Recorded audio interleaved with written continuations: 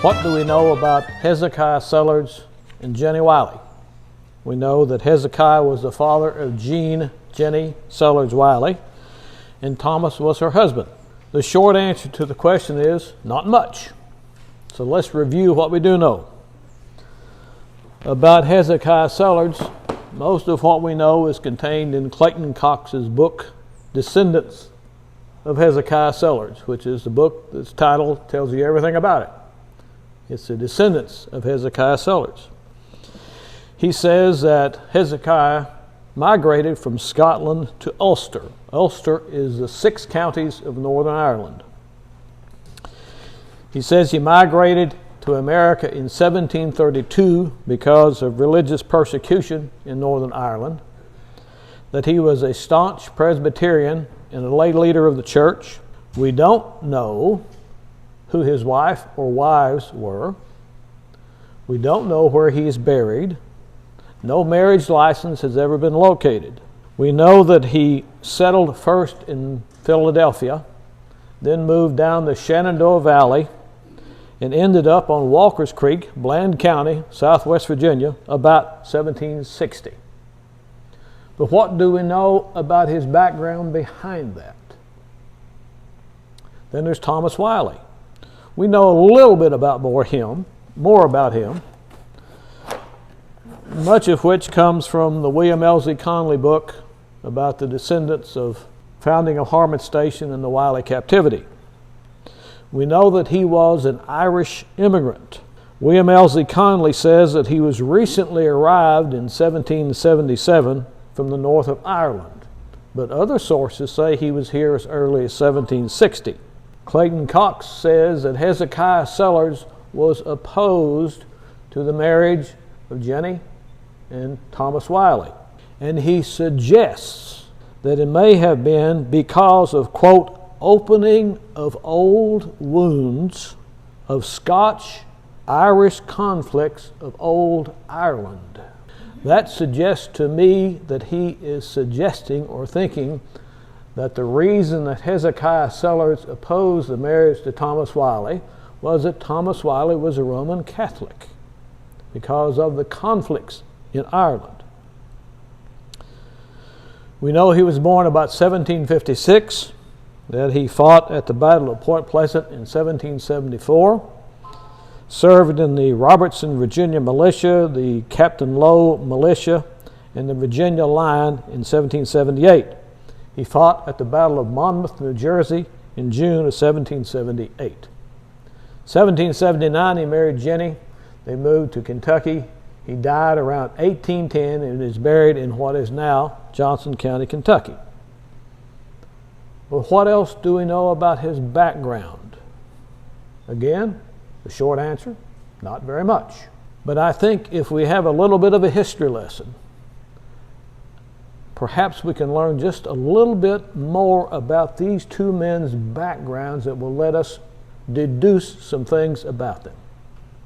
So let's turn on the Wayback Machine some of you saw on TV many years ago. I'm seeing some blank faces and I'm seeing some smiles, and that tells me whether you recognize that or not.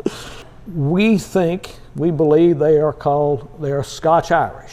Okay, there are lots of Scotch-Irish in this country. I checked my ancestry. I've got 5 different lines in my family that are called Scotch-Irish. But we are the only people that say Scotch-Irish. In England, in Scotland, in Ireland, they call the same people as us Ulster Scots because they lived in the 6 counties of Northern Ireland that compose Ulster. They do not say Scotch-Irish because that implies a connection between the Scotch and the Irish, or Scottish and Irish, and we will determine as we go on that didn't happen. So, but for our purposes, we'll say Scotch-Irish. We've got to go back in time to 1603 when King James VI of Scotland, upon the death of Queen Elizabeth I, became King James I of England. You may recall that name because the King James Version of the Bible was written at his request. He didn't write it, but he saw that it was written. Now, of course, there have been many versions of the Bible written over the years, and Revised Standard Version and so forth and so on. But many people still prefer the King James Version. And the story goes this way. Some fellow will say, well, if the King James Version was good enough for Jesus, it's good enough for me. Folks, I defy you to argue with that logic. The English had been in conflict with the Irish for centuries. Around 1100 AD, King Henry II, an Anglo-Norman English king, invaded Ireland because he thought it would be a good place to take over. Not surprisingly, the Irish had a different view of that thing and did not appreciate the attentions the English were favoring them with. And that set in place a conflict that lasted off and on until 1921, when the Irish gained their independence. In Ulster, Northern Ireland, the conflict continued even longer until the peace agreement of 1998 was signed. Now that is just a hair less than 800 years, 900 years, a very long period of time. So there was a great deal of conflict. But our story takes us to about 1595, when two Irish lords named Tyrone and Tyrconnell launched a rebellion against the Crown of England. It went on until 1603 and was not settled with the defeat of the Irish until just about the time that Queen Elizabeth died. It ended with the defeat of the Irish and a great deal of depopulation of Ireland, probably as a result of conflict and also poor crops, starvation, and so forth. So James I was actually a very shrewd administrator. He knew that there was a problem in Ireland, and his plan was to populate Northern Ireland with Scottish Presbyterians and simply outnumber the Catholics in Northern Ireland. About 1606, they started coming across the water from Scotland to Northern Ireland. At its closest point, they're only 20 miles apart, so it wasn't a great voyage. By 1608, the lands of Tyrconnell and Tyrone escheated to the Crown of England. They had engaged in treason, and when you engaged in treason against the Crown of England, number one, they executed you. Now these fellows weren't executed because they left and went to Europe and never came back. And the lands that you had were forfeited to the Crown. The king took your land. Do you think that Queen Elizabeth II, who owns all these vast estates, bought them? Oh no. Over a period of time, various people in England have been found guilty of treason, and their property was forfeited to the Crown. And that's the reason that the Queen has these vast estates in England. Tyrone and Tyrconnell had about 500,000 acres in Northern Ireland, and it all fell to the king. The king distributed it to his friends, various business groups in London, various Scottish nobles, not to the common people now, you must understand, but to the very wealthy and well-connected. And these folks began to convince Scottish folks to come across and to become farmers on their land. I should point out that nearly everyone who came across under these circumstances was a tenant farmer in Scotland. You need to understand that that was basically what everybody was. There were a few people who owned enormous tracts of land, and they leased them out to tenants who farmed the land and raised the crops and paid a certain rent per year. But the tenant farmers did not own the land. They would never own the land. And when they came to Northern Ireland, they did not own the land, but they rented it or leased it from the king's friends. They came because the land in Northern Ireland was so much more fertile than the land in Scotland. Scotland was actually a very backward place. They had very poor agricultural techniques. The soil was very poor and meager. And moving to Northern Ireland was a great economic advance for these folks. They started coming literally by the boatload. That's how you got there. You took a boat. By 1620, 50,000 settlers. By 1640, 100,000 settlers crossed the water.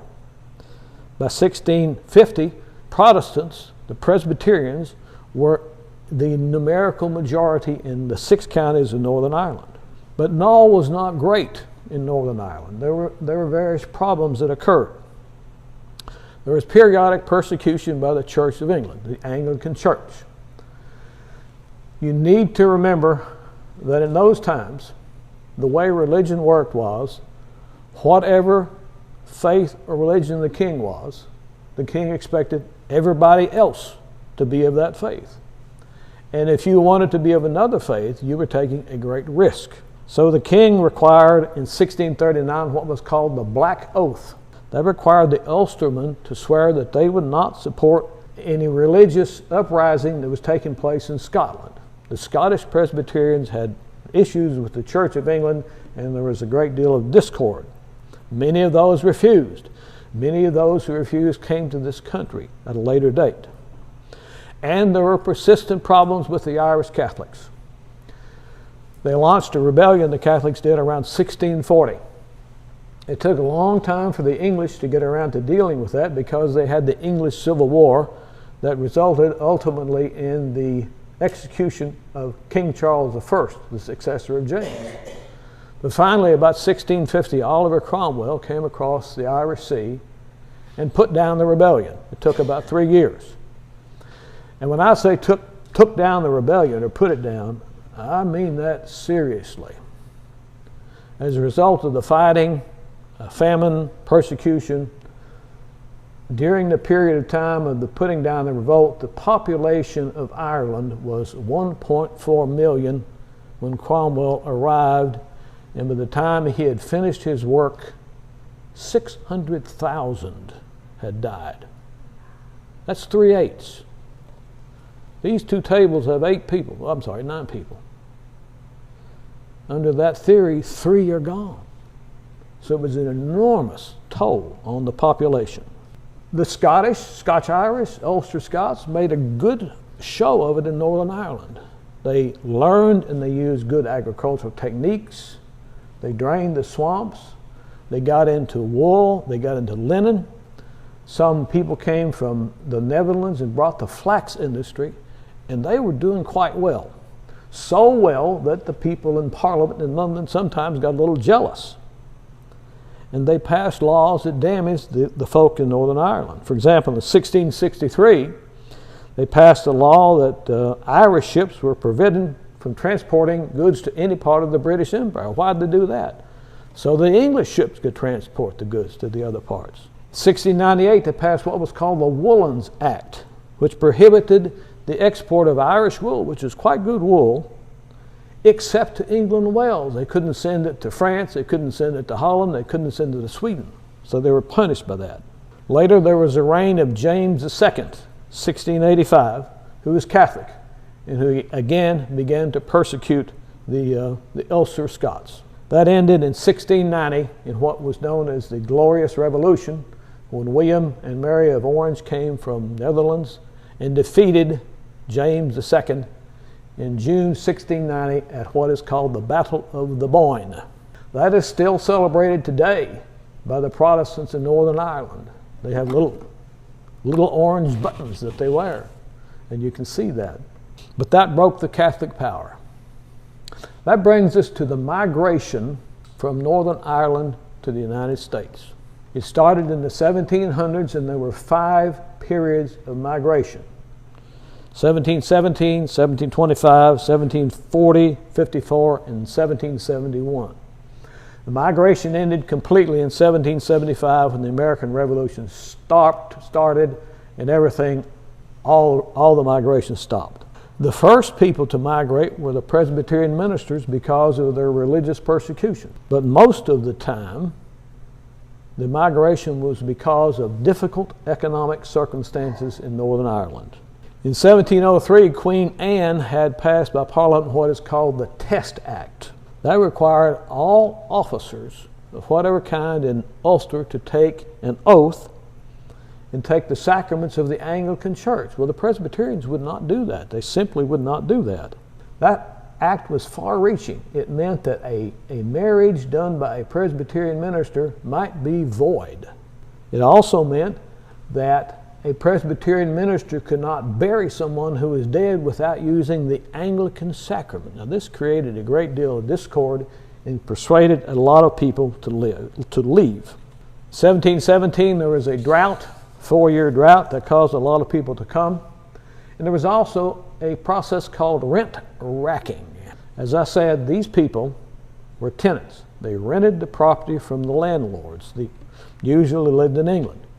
The leases were very long, 31 years. That's a long lease. But by this time, a lot of these leases were coming due, and the landlords wanted a lot more money. Well, you can understand that. You can't really blame them. But many of the tenants in Northern Ireland could not pay the rent. They had nothing else to do. So they began to migrate. The migration was enormous. It's estimated that at least 250,000 Ulster Scots migrated to this country during the 1700s. Most of them came to Philadelphia. That was the biggest port of entry in this country. Scotch-Irish were welcomed there. They were, quite frankly, not welcomed in other places. They were not welcomed in New England, coastal Virginia, New York, South Carolina, North Carolina, because they had a reputation. They were a little bit rough. But they were welcomed in Pennsylvania and other places because they were rough, because they provided a buffer against the Indians. Pennsylvania was run by Quakers, and the Quakers were pacifists. They wouldn't fight. But they put the Scotch-Irish out there on the frontier, and the Scotch-Irish had no qualms about taking up the cause against the Indians. So it worked out pretty well for them. They came to this country as indentured servants. 75% indentured servants. Now you may say, well, that's a sign of, bad sign. But not really. Because they had to pay for passage to this country. They signed a contract, and they worked for a period of time for the person that paid their passage to come to this country, and then they were on their own. There are instances of folks coming from Northern Ireland to this country who had the money to pay passage, but they came as indentured servants instead because they did not know what was really on the other side of the ocean. They came over here to learn the people, to learn the trade, to see what kind of crops could be raised, to learn how to raise them, and they did that under the supervision of the person who paid their way over here for a period of time. And once they had done that, they had served kind of an apprentice, and they knew how to do it. So it didn't happen with everybody. After they came to Pennsylvania, Pennsylvania got pretty full. They headed down the Shenandoah Valley along what is now Interstate 81 in Virginia, going to Southwest Virginia. They made their way to the Piedmont of North Carolina and South Carolina. They were not welcomed in the coastal areas of North or South Carolina because they were the Scotch-Irish. But they were welcomed in the Piedmont because, again, they furnished a buffer against the Indians. They migrated to this country because it presented to them economic opportunities that were unavailable to them in Ulster. And the opportunity that was available to them was the ability and the chance to own land. And we take that for granted. I had lunch with a fellow today. He's buying a house. He's 91 years old. I said, Dave, what are you going to do? Take out a 30-year mortgage? And he laughed and said, yeah, maybe I will. We take the ability to buy and own land for granted. These people did not, because it was not available to them. The land in Ireland was owned by great absentee landowners. The land in England was owned by the great lords who owned thousands and thousands and thousands of acres of land. The land in Scotland was owned by the great barons who owned thousands of acres of land. And the land was tied up. They had a system called primogeniture, which says basically all the land goes to the oldest son. Now they passed some laws that require the oldest son to make some compensation to the other children. But the reason they did that was to keep the estate in the family and keep it intact, so this 50,000 acre tract of land is going to stay in the same family from now until forever. And even today, the land in England, in Scotland, Ireland, is still vastly owned by these great landowners. So the average person, the person who comes across the channel from Scotland to Northern Ireland, he does not own the land in Scotland. He is a tenant. He comes to Northern Ireland. He is a tenant. He leases the land. He knows he is not going to own the land now or forever. But he comes to America. And he understands that he has the chance to own land in America. And you need to remember the size and scope of things. The entire British Isles are about the size of the state of Georgia. And that's it. All the rest of this continent was so vast that people could not imagine that there were any boundaries to it. So, what does this tell us about Hezekiah Sellards and Thomas Wiley? About three things. One, Thomas Wiley. He was not a Catholic. How do I know that? Well, for one thing, he came from Northern Ireland. Northern Ireland was 2/3 Presbyterian. Okay, that's a good start, but that leaves the other third. How do I know he was not a Catholic?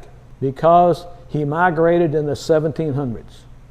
There was essentially no migration whatsoever by Roman Catholics from Ireland to the United States until at least 1840, when the potato famine hit Ireland and 1 million people starved to death.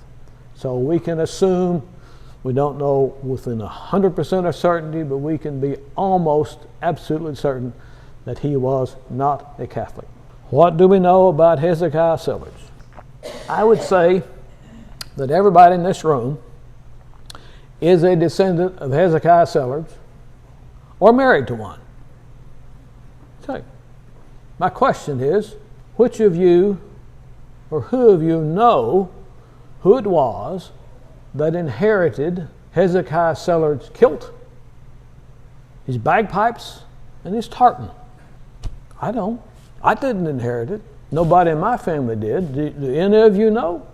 Mary's got the bagpipes. She's got the bagpipes. Mary has fake bagpipes. How do I know this? I'll tell you. Look at your map. It shows you Scotland. The light area is called Lowland Scotland. The shaded area is Highland Scotland. There is a vast difference between the two. I took a plane a few years ago from Edinburgh to Glasgow. You can literally see out the plane window where the lowlands stop and the highlands start. I mean, it's just as stark. It's not just a gradual change. I mean, it's just whoomp, whoomp, just like that. Immediate change. And you say, what difference does that make? I'll tell you. We think of kilts, bagpipes, and so forth as being associated with Scotland. You can go on YouTube and you can see the bands coming down the streets playing the bagpipes and playing these tunes anywhere you want in Scotland. But the fact of the matter is that those factors, those items, bagpipes, kilts, tartans, were confined to the Highlands. They were not associated with the lowlands. There is a great difference between the Highlands and the lowlands. They don't really like each other. And you say, okay, that's fine. Well, what does that prove your point? King James I had his Irish problem, and the way he solved his Irish problem was to make sure that only good Scottish Protestant Presbyterians came to Ulster. He specifically excluded Highland Scots from coming by order of the king. Why? Because there was a great deal of residual Catholicism in the Highlands, and he could not take a chance on allowing Highland people who might be Catholic to go to Northern Ireland when his entire purpose was to populate the country with Protestants. So Hezekiah Sellards was not a Highlander. He was a lowlander. Hezekiah Sellards did not have bagpipes, did not wear a kilt, and did not have a tartan. He's just like all the rest of us. You may have wondered, how come none of us ever had a bagpipe stashed away in the attic? The reason is, as much as we might like to romanticize and say, yeah, gee, really, it's great to have a bagpipe, it's not in our heritage. It's not our DNA. That's somebody else's DNA. And that tells you why that there is no bagpipe and no kilt for all those of us who are descendants of Hezekiah Sellards.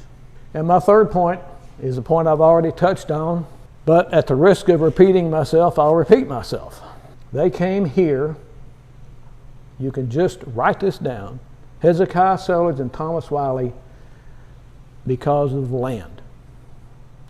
The ability to have and own land. I have made this point in numerous talks, again and again and again, and I'll keep making it as long as I can stand up and expel breath from my lungs, because it is such an important point.